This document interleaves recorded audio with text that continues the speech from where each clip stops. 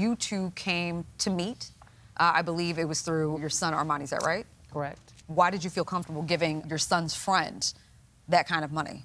He appeared to be a very good person, very good-hearted person. And according to my son, he believed that he would pay me back. Okay. My son told me, listen, he's had a really hard life, really bad stuff going on in his life. Mom, let him see what it's like to have a really good person in his life. That's interesting because I think in your statement, you claimed that Armani didn't know about the agreement that you two had. That's what he asked for me to not tell Armani. Why is that, Mr. Reed? Just due to the fact that me and him wasn't on good terms at the moment. And What was the relationship between you and Armani? we were roommates, friends. And you didn't want him to know about the large amount of money you were borrowing from his mother? Yes, because at first I didn't want the large amount of money. I didn't ask for it. She offered to buy a car. And before the car, it was offered to give me her father's car. But her father didn't want that because he wanted to give it to Armani.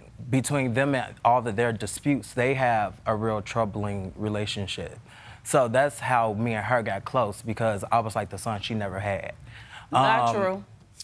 I'm Okay, sorry. that's a Didn't mean to mouthful. interrupt.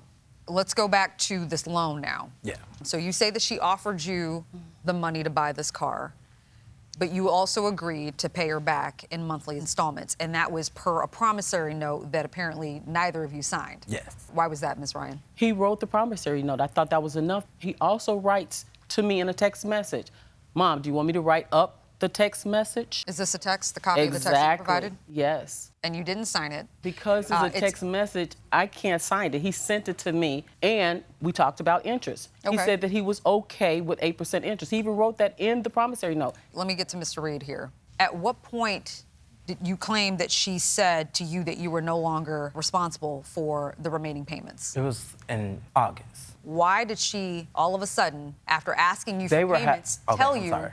you're no longer responsible for paying me? So they were having issues. Okay. And I was always the mediator. So she was always confiding in me and talking to me. What kind of issues?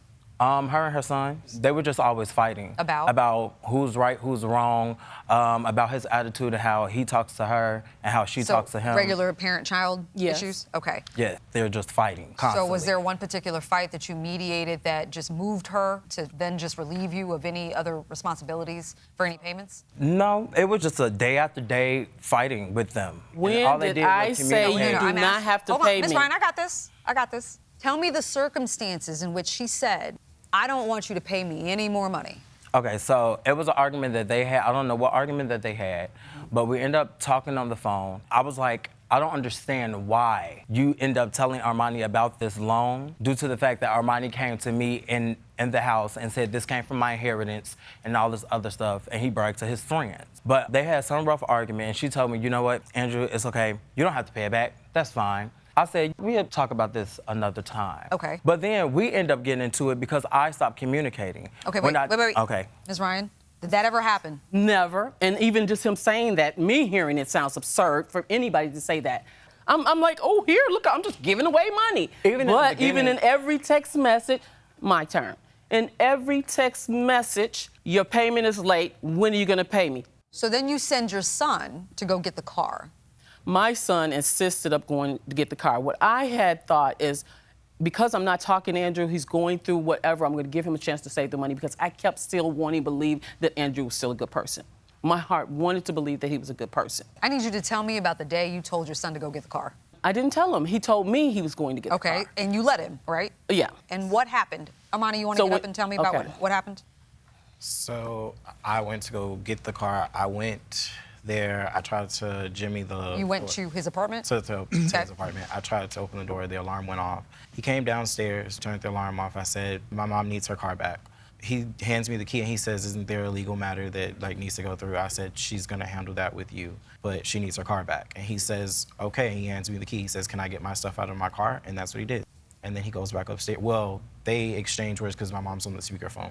Wait. Your mom was on speakerphone at the time. Y'all had a conversation? And in the conversation, he apologizes to me, tells me that he's sorry, and tells me that he had intended to pay me the money. There was no locksmith changing locks? No, the car, even to this day, at this very moment, never, ever had a change of locks. So the same key that he gave to my son Hey, works for the car right now, never been changed.